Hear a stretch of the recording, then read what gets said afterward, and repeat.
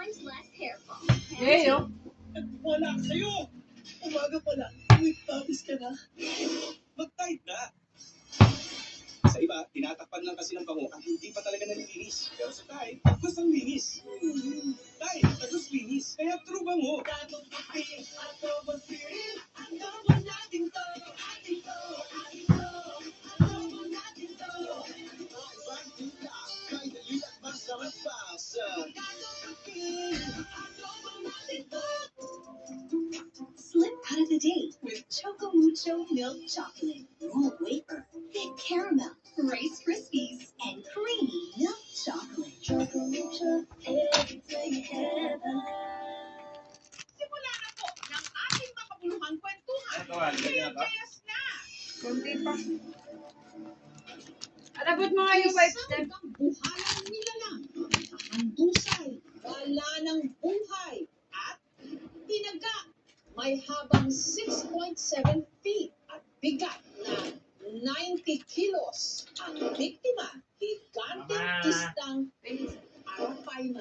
Nung nahuli po, medyo nanghina. Andan, Mamamatay. So natakot po sila. Dinala lang nga po doon sa kanilang barracks para putol-putulin po at ilabas. Ang tinagang monster fish, di Isda ba yan? nagkakahalaga ng 7 Uy! million pesos. Semi-medium. Ito dagat eh. Kaya ano kaya lata na 10 million. Ano ba Pumatay sa higanteng Arapaima. At paano naging 7 million pesos ang halaga ng istang ito? Wait lang mga. Arapaima, isa sa pinakamalaking freshwater fish sa buong mundo na karaniwang makikita sa Amazon River. Meron ding mga nag-aalala rito sa Pilipinas dahil pinaniniwalaang swerte.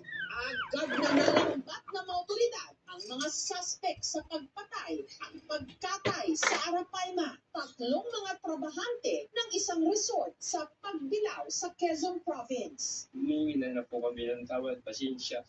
Dahil talagang hindi ko lang suot wala, hindi ko lang kamahal. July 6 daw, nung pinagplanuhan ng tatlo na lambatin sa fish pond ang dambuhalang Arapaima na 23 years old na. Nakuha raw nila ang Arapaima. bawal Idiniretso ako ito kumuha yan. sa bahay na nasa loob Bawal. din ng compound para pagparte-partehan. Sa totoo lang po ay bawal po kasi ito sa amin na mag-gotors. Dahil mga paon po kaming dala. Yung gastos siguro. Maybe